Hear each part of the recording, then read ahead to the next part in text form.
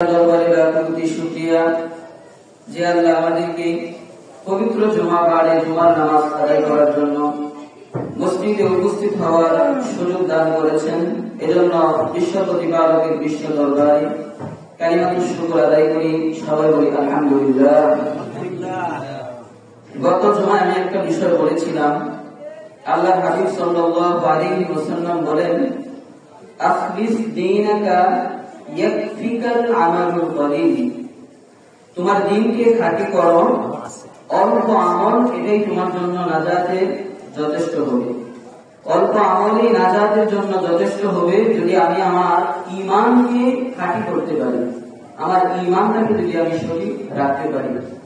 আমি পাহাড় পরিমাণ আমল করলাম কিন্তু আমার ঈমানকে আমি ঠিক রাখতে পারলাম না, আমি আমল করলাম পাশাপাশি আমি অনেক গুনাহ করলাম, তাহলে এই পাহাড় পরিমাণ আমল আমার কোনো কাজে আসবে না।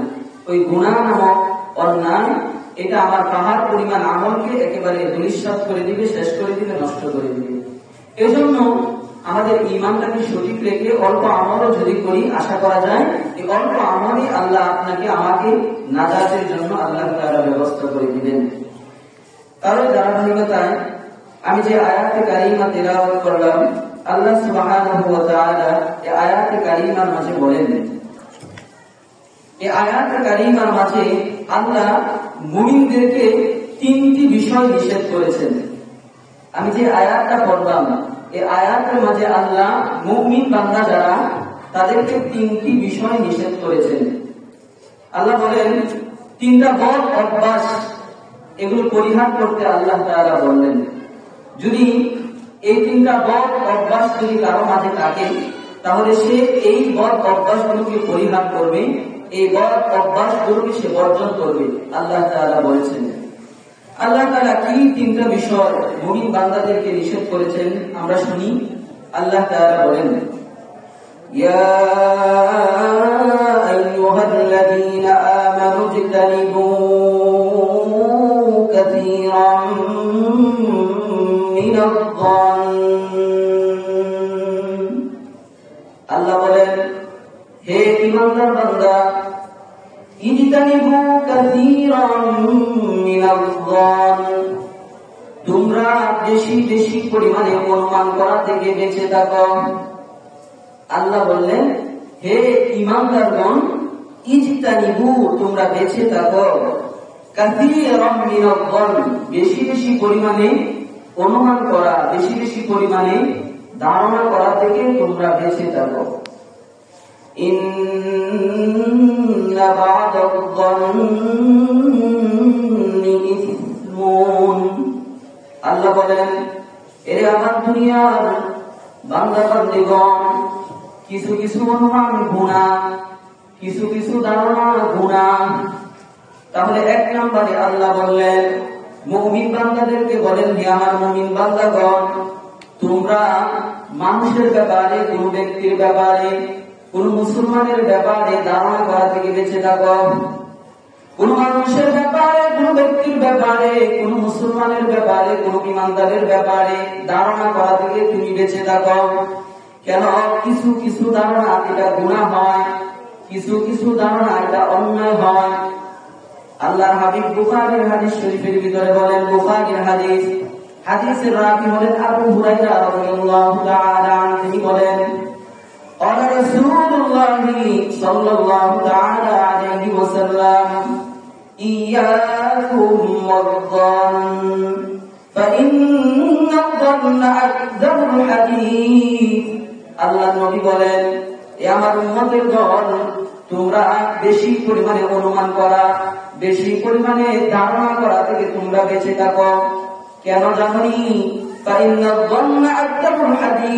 আল্লাহ নবী বলেন, কেননা ধারণা করা এটা হলো সবচেয়ে বড় মিথ্যা কথা। আকযাবুল হাদিস, কোন মুসলমানের ব্যাপারে ধারণা করা, কোন ঈমানদারের ব্যাপারে ধারণা করা, কোন ব্যক্তির ব্যাপারে ধারণা করা, এটা হলো আকযাবুল হাদিস, সবচেয়ে বড় মিথ্যা কথা। এর চেয়ে বড় মিথ্যা নাই। আকযাব বলেছেন আল্লাহর হাবিব, সবচেয়ে বড় মিথ্যা। ধারণা করা কারো ব্যাপারে এটা সবচেয়ে বড় মিথ্যা, রাসূল হাদিসে বললেন।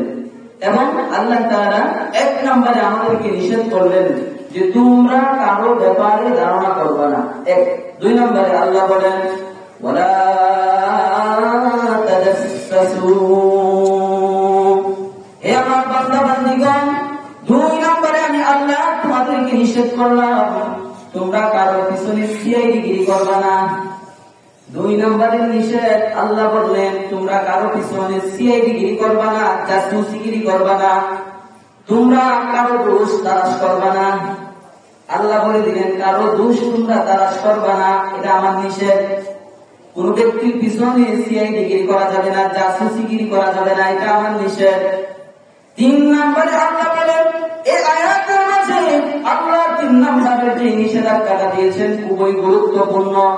আল্লাহ বলেন ওয়ালা ইয়াগতাব বা'দুকুম বা'দা, এরে আমার বান্দা বান্দীগণ তোমরা একজন আরেকজনের গীবত করবা না, একজন আরেকজনের গীবত করবা না, একজন আরেকজনের পরনিন্দা করবা না। আল্লাহ বলে দিলেন একজন আরেকজনের গীবত করবা না। তাহলে এই আয়াতের মাঝে আল্লাহ তিনটা নিষেধাজ্ঞা দিলেন। তিন নম্বরের নিষেধাজ্ঞা আল্লাহ কি দিলেন যে তোমরা গীবত করবা না। আল্লাহ বলেন আইয়ুহিব্বু আহাদুকুম আন ইয়াকুলা লাহমা আখিহি মাইতান ফাকারিহতুম। আল্লাহ বলেন দুনিয়ার জমিনের মাঝে এমন কি কোন ব্যক্তি আছো যে তুমি তোমার মরা ভাইয়ের গোশত ভক্ষণ করবে, এটাকে পছন্দ করবে, এমন কি কেউ আছো? এই মুসলমান দুনিয়াতে এমন কোন ব্যক্তি আছে যে তার ভাই মারা যাওয়ার পর তার এই মরা ভাইয়ের গোশত ভক্ষণ করা এটা সে পছন্দ করবে? এমন কি কেউ আছে? নাই। আল্লাহ বলেন তোমার ভাই মারা যাওয়ার পর তোমার ভাইয়ের গোশত ভক্ষণ করা এটা তুমি পছন্দ করো না, অপছন্দ করো। সুতরাং যারা তোমার মরা ভাইয়ের গোশত ভক্ষণ করা তোমরা যারা অপছন্দ করো, পছন্দ করো না, ঠিক তদ্রূপভাবে তোমরা গীবত করাকেও এরকম ভাবে অপছন্দ করো। কারণ যারা গীবত করে আল্লাহ বলেন তারা হলো তার মরা ভাইয়ের গোশত ভক্ষণ করে। যারা গীবত করে, গীবত এরা তার মরা ভাইয়ের গোশত খায়। তাহলে আল্লাহ এই আয়াতে আমাদেরকে তিনটা নিষেধাজ্ঞা দিলেন। এক নম্বরে বললেন কারো ব্যাপারে ধারণা করবা না। দুই নম্বরে বললেন জাসুসিগিরি করবা না, কারো সিআইডিগিরি করবা না। তিন নম্বরে বললেন তোমরা গীবত করবা না, গীবত করবা না। কারণ গীবত করলে কি হয়? মরা ভাইয়ের গোশত ভক্ষণ করা হয়। মরা ভাইয়ের গোশত ভক্ষণ করা যেমন তোমরা অপছন্দ করো, ঠিক তদ্রূপভাবে গীবত করাকেও তোমরা অপছন্দ করো। তাই আজ আমাদের আলোচ্য বিষয় হলো গীবত সম্পর্কে। আয়াতের 3 নম্বরে আল্লাহ যে নিষেধাজ্ঞাটা করলেন সে বিষয়টা নিয়ে আমাদের আলোচনা। প্রথমে আমরা জানবো গীবত কাকে বলা হয়, গীবত এটা কাকে বলা হয়, কি করলে এটাকে গীবত বলা হয় এটা আমরা জানবো। গীবতের সংজ্ঞা আমরা রাসূলের হাদিস থেকে জানবো। তিরমিজির হাদিস, হাদিসের রাবী হলেন আবু হুরায়রা রাদিয়াল্লাহু তাআলা আনহু। হযরত আবু হুরায়রা রাদিয়াল্লাহু তাআলা আনহু তিনি বর্ণনা করে বলেন قال رسول الله صلى الله عليه وسلم, আল্লাহ পয়গম্বর বলেন ইয়া রাসূলুল্লাহ মাল গীবা। আল্লাহ নবীকে জিজ্ঞাসা করা হলো আল্লাহর পয়গম্বর গীবত কাকে বলে, গীবত কাকে বলে, গীবত এটা কাকে বলা হয়? আল্লাহ নবীকে জিজ্ঞেস করা হলো। আল্লাহ নবী জবাবে বললেন, আল্লাহ নবী উত্তরে বললেন যিকরুকা আখাকা বিমা ইয়াকরাহু। আল্লাহ নবী বললেন গীবত বলা হয় তুমি তোমার ভাইয়ের ব্যাপারে এমন আলোচনা করলা যদি সে এই জায়গায় উপস্থিত থেকে শুনতো তাহলে এটা অপছন্দ করতো, এটাকে গীবত বলে। আপনি আমার ব্যাপারে আমার অগোচরে এমন একটা সমালোচনা করলেন, এমন একটা আলোচনা করলেন, আমি যদি এই জায়গায় উপস্থিত থাকতাম তাহলে আমি এই কথাটা শুনলে আমি অপছন্দ করতাম, এটাকে গীবত বলা হয়। কারো অগোচরে কারো গোপনে তার এমন একটা বিষয় নিয়ে আপনি আলোচনা করলেন, সে যদি এই জায়গায় উপস্থিত থাকতো তাই আপনার এই কথা শুনতো তাহলে তার কাছে এটা অপছন্দ লাগতো, এটাকে গীবত বলে। রাসূলের একজন সাহাবী বলে উঠলেন ও আল্লাহর পয়গম্বর আরাইতা ইন কানা ফীহি মা আকুল, আমি আমার ভাইয়ের ব্যাপারে যে